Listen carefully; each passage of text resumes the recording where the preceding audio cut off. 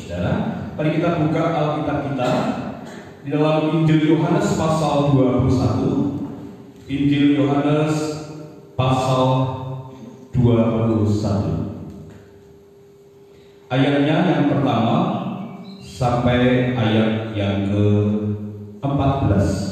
Bapak Ibu Saudara, mari juga para Bapak Ibu yang ada di rumah juga bisa membuka dan kita membaca bersama-sama. Kita akan bergantian membacanya. Sudah ketemu semua Bapak Saudara? Yang sudah ketemu berkata oh ye. Baik, saya baca ayat 1, Bapak Ibu Saudara ayat berikutnya.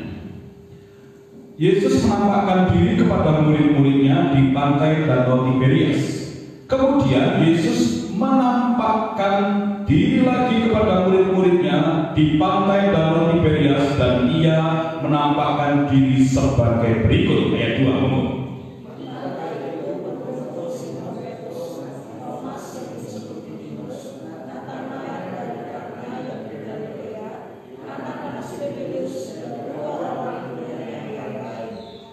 Kata Simon Petrus kepada mereka, "Aku pergi menangkap ikan."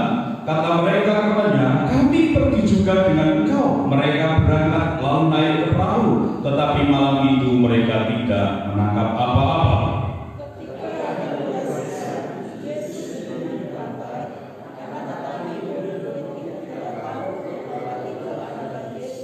Kata Yesus kepada mereka, "Hai anak-anak, adakah kamu mempunyai lauk?" Jawab mereka, "Tidak ada."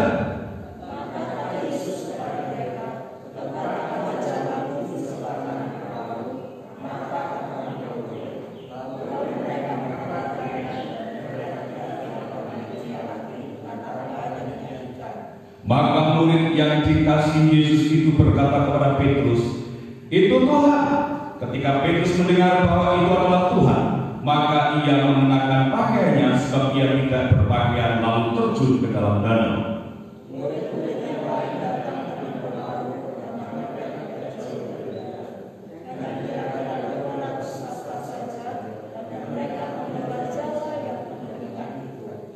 Ketika mereka tiba di darat, mereka melihat api arang dan atasnya ikan dan roti.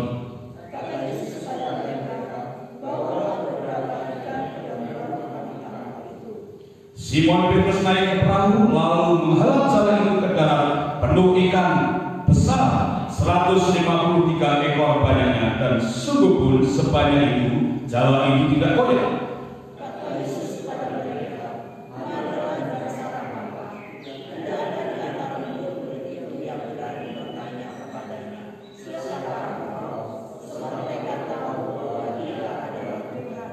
Yesus maju ke depan, mengambil roti dan memberikannya kepada mereka. Demikian juga ikan itu. Ayat 14. Itulah ketiga kalinya Yesus menampakkan diri kepada murid-muridnya sedang ia pergi dari antara orang mati. Nah, Bapak Ibu Saudara kasih Tuhan, ini adalah penampakan diri Yesus yang ketiga kalinya setelah ia bangkit dari kematian.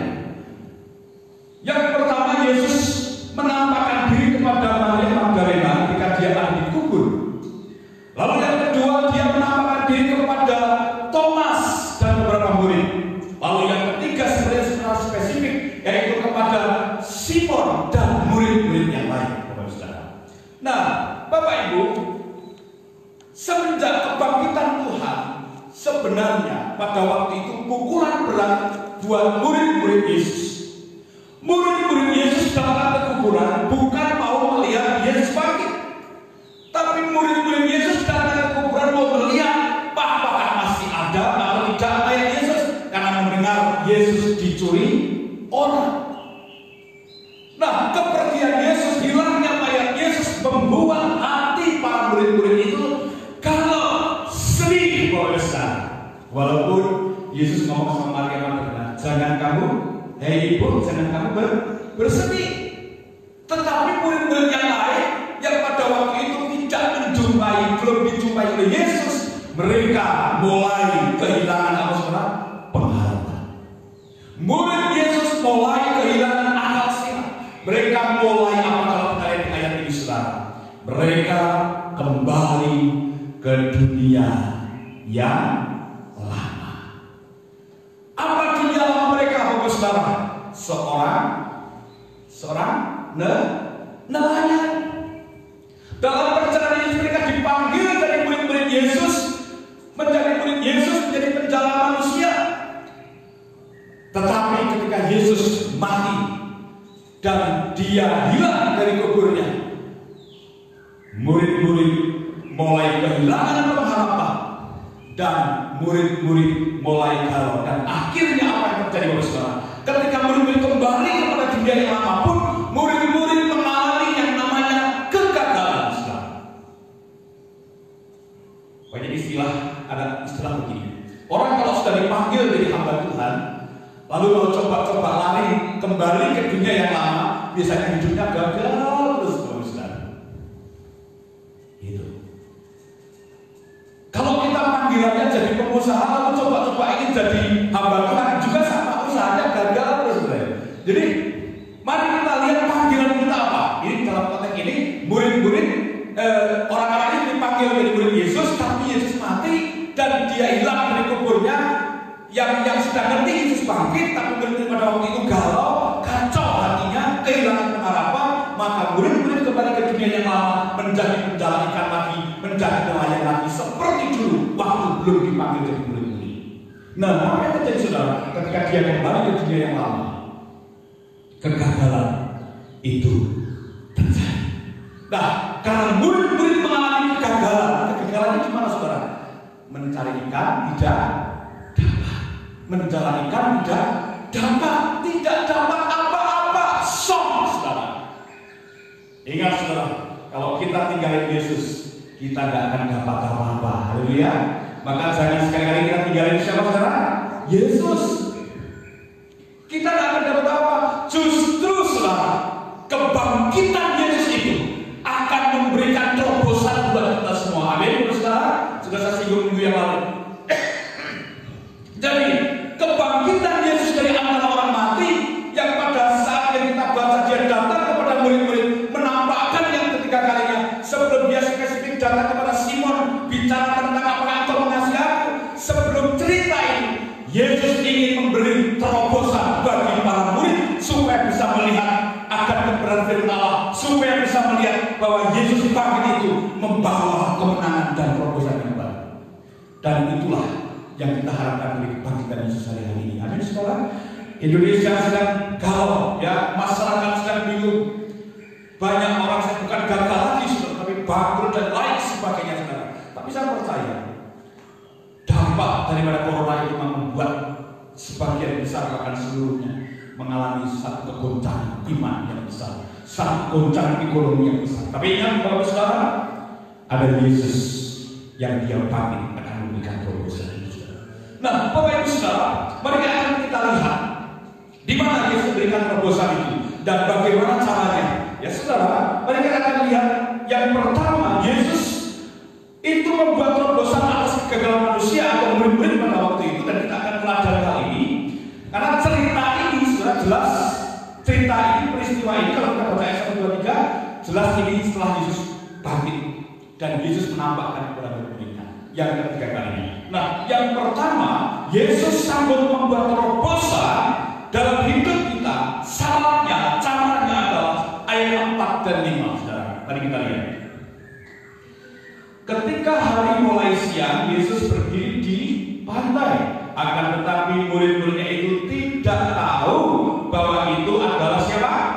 Yesus. Kata Yesus kepada mereka, "Hai anak-anak, adakah kamu mempunyai lauk-lauk?"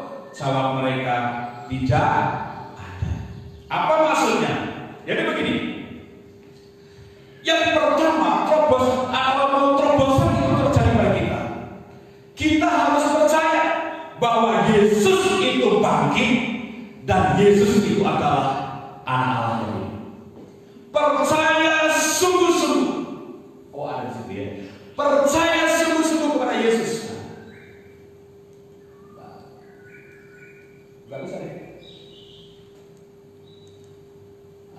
Ya, kita di sini.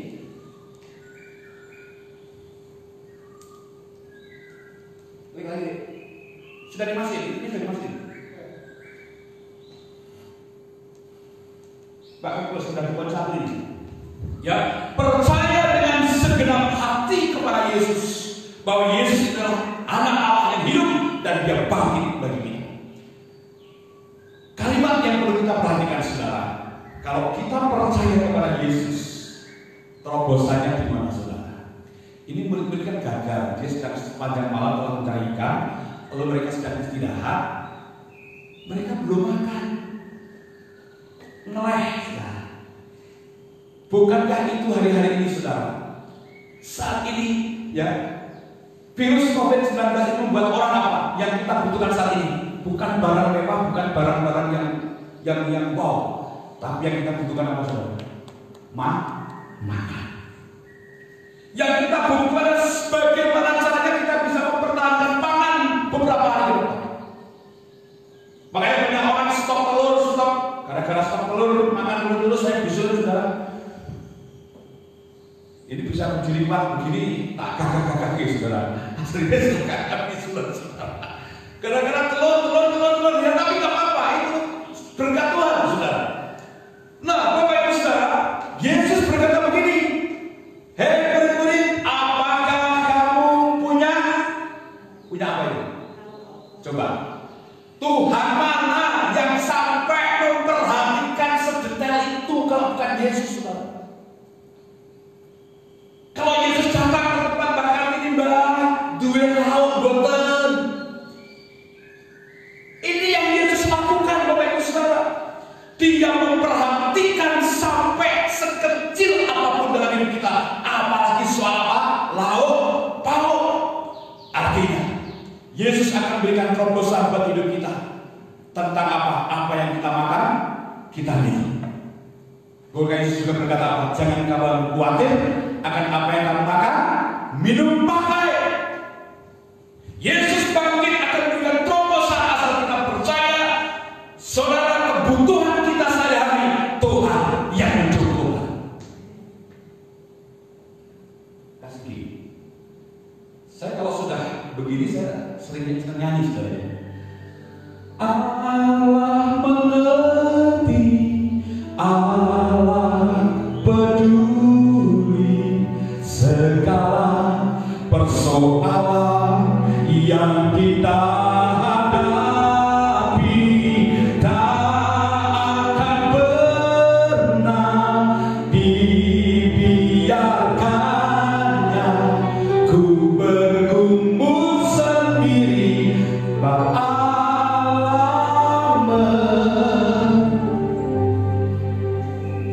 Siapa yang gak bangga punya Tuhan? Sementara kita kurang, sementara kita butuh makan, Yesus menyediakan. Dia tanya, apakah kamu punya lauk? Ini bentuk perhatian Yesus. Dan dia tidak ada tanya, Bapak Ustaz. Dia tidak cuma bertanya, apakah kamu punya lauk?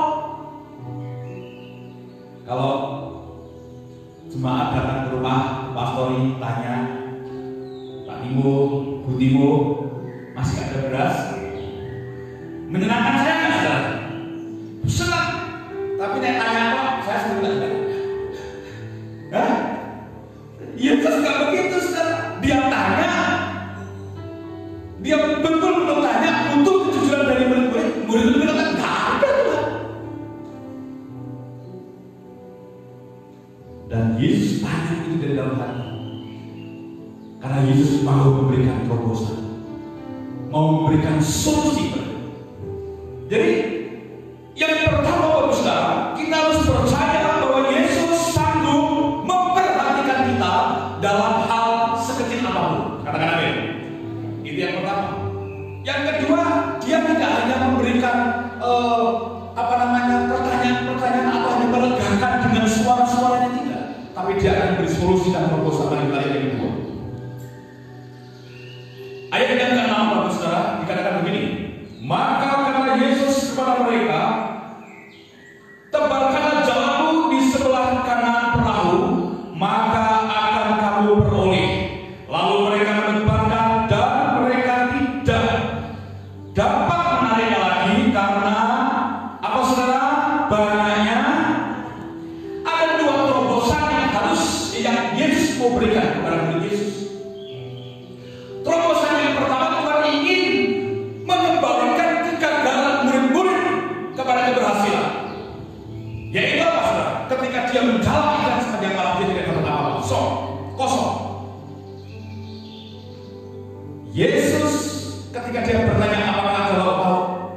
dia memang tidak langsung nyulap oleh tukang sulap, sering muncul makanan, tidak.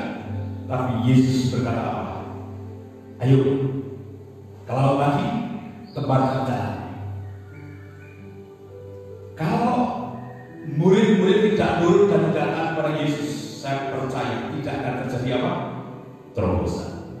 Untuk kita bisa memiliki terobosan, ada iman yang meningkat dari kita percaya bahwa Yesus menyediakan segala sesuatu dari hal yang terkecil, meningkat kita bahwa percaya bahwa Yesus dapat memberikan solusi dan terobosan. Maka kita harus percaya. Kalau kita baca ayat-ayat ini, mereka dalam hati diam saja karena apa? Dia tahu bahwa itu adalah siapa? Yesus. Ini yang harus kita lakukan. Mau tidak mau kita harus percaya bahwa yang bangkit, yang menamakan diri kepada kita itu adalah siapa? Yesus. Terobosannya apa saudara? Mereka mendapat banyak ikan. Siapa yang mau diberkati banyak di sini saudara? Mau saudara diberkati banyak saudara? Haleluya. Juga Bapak Ibu yang ada di rumah, yang mau diberkati banyak, percaya Yesus tempat yang menjadi tempat yang terbaik untuk mencari solusi, karena Yesus memberikan terobosan itu. Lalu kalau kita melihat ini terobosan secara ekonomi, lalu kalau kita dibicarakan makan minum, mari kita lihat ayat-ayat berikutnya saudara ya. Ada yang bisa dikatakan bahwa ketika mereka melintas dari laut, dari apa? Danau, Yesus sedang menyediakan apa? Di ayat berapa itu? Dia menyediakan roti dan ikan bakar. Ada nggak ayatnya? Coba dilihat. Ayo kita lihat. Di ayat berapa?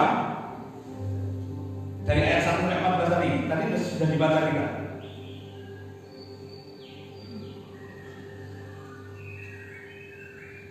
Coba ayat 12 dibaca.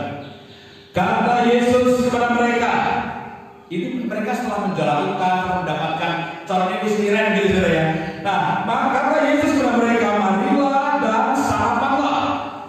Tidak ada di antara kamu murid itu yang berani bertanya kepadanya, siapakah engkau? Sebab mereka tahu bahwa ia adalah Tuhan. Yesus maju ke depan, mengambil roti dan memberikannya kepada siapa? Mereka. Demikian juga apa? Ikan. Haleluya. Tadi ketika dia tanya ada apa? Sekarang Yesus menyediakan roti dan ikan. Ketika Yesus bertanya tebarkan jalan, dia berkata sepanjang malam kami tidak dapat apa-apa. Yesus memberikan terobosan, dia dapat ikan banyak. Dan itulah yang akan Yesus kerjakan dalam hidup kita. Kalau kita percaya bahwa Yesus satu-satunya yang akan memperhatikan kita, yang kedua percaya bahwa Yesus akan memberikan solusi dan terobosan ekonomi dalam hidup kita sekarang. Hari-hari ini kita boleh melihat, minggu lalu saya katakan berita yang baik, tapi hari-hari ini berita yang memburuk lagi sekarang.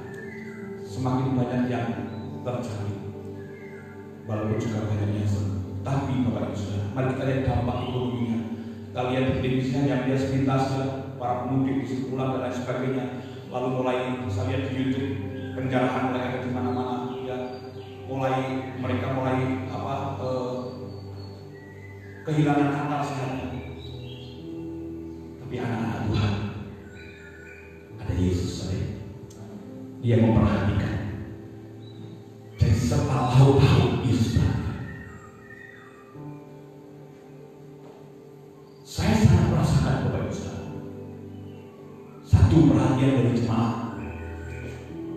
Saya tahu jemaat kami juga sedang mengalami kekurangan. Mungkin pekerjaannya nggak mendapatkan hasil, tapi mereka masih bisa memperhatikan pekerjaannya. Begitu juga dengan teman-teman saudara, saya lihat cara Tuhan menolong saudara. Pak, minta proyek ini, walaupun kecil jumlahnya, tapi itu bentuk perhatian Tuhan kepada hamba-Nya, juga kepada anak-anak Tuhan. Haleluya saudara. Saya nggak tahu apa yang akan terjadi dengan saudara. Tiba-tiba ada proyek besar, tiba-tiba ada pekerjaan besar yang Tuhan tawarkan kepada kita. Kita tidak tahu. yang jelas yang kita tahu adalah Tuhan memperhatikan kita semua dan Dia memberikan solusi. Tundukkan kepala kita. Saya simpulkan dengan apa hari ini? Bagaimana caranya melalui kebosanan di tengah-tengah kegagalan dan kesulitan kita, melalui kematian dan kebangkitan Tuhan. Yesus menampakkan diri memberikan solusi. Percaya Yesus dengan segenap hati bahwa Dia Allah yang memperhatikan kita, dan percaya kepada Yesus sebagai akan memberikan solusi dan terobosan dalam hidup kita. Tuhan Yesus memberkati. Allah mengerti banyak perkara yang tak dapat ku mengerti. Amin. Mengapakah harus terjadi di dalam kehidupan ini, di dalam kehidupan ini? Satu perkara, amin, yang ku simpan dalam hati. Oh haleluya. Sesuatu yang terjadi tanpa Allah peduli, tanpa Allah, ya sesuatu yang Allah mengerti. Allah mengerti, Allah peduli. Dan tempat hidup kita berharap kepada Tuhan. Hanya Tuhan sumber pertolongan kita. Tak akan pernah ditinggalkannya. Ku bergumul sendiri sebab Allah peduli. Angkatkan kita, Allah peduli, Allah mengerti, Allah peduli. Yes, amin, haleluya. Amin. Bapak Ibu Asiko bisa maju ke depan berdoa untuk firman Tuhan. Haleluya. Tak pernah dibiarkannya, ku bergumul sendiri. Allah mengerti, sebab Allah mengerti,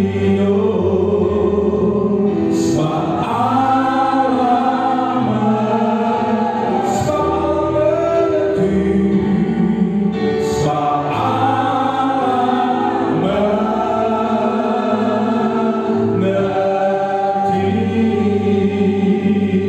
Haleluya. Segala puji syukur bagi Dia Tuhan. Kebenaran firman Tuhan pagi ini sudah kami dengar bersama-sama. Menyempurnakan ibadah pagi ini ya Bapa. Kami bersyukur Allah yang senantiasa memelihara kehidupan kami, Allah yang senantiasa memelihara dalam setiap perkara hidup kami ya Tuhan. Pagi ini firman menguatkan kami sekalian bahwa Engkau Allah yang mengerti akan keadaan kami, Engkau Allah yang sungguh memperhatikan kehidupan kami ya Tuhan. Engkau telah melengkapi kehidupan kami. Kami bersyukur dan pagi ini ya Tuhan kami bersama-sama menyerahkan kehidupan kami dalam tangan kuasa Allah. Allah yang memiliki otoritas, Allah yang mengatur segala kehidupan kami ya Tuhan. Kami bersyukur bila kebenaran firman ini juga berlaku dalam setiap kehidupan kami, orang-orang yang percaya, orang-orang yang senantiasa menyerahkan kehidupan kami kepada-Mu ya Allah. Bila terobosan-terobosan itu juga terjadi dalam setiap kehidupan kami. Kami manusia yang lemah, kami menyadari bahwa hidup ini hanya untuk kemuliaan Tuhan. Oleh karena Tuhan pagi ini kami bersyukur, biarlah firman ini juga berlaku dalam setiap kehidupan kami yang senantiasa berserah kepada-Mu. Bukan oleh karena kuat gagah kami Tuhan, tetapi oleh kuasa-Mu yang nyata dalam setiap kehidupan kami. Kami bersyukur ya Tuhan, bila firman Tuhan ini, pembicaraan firman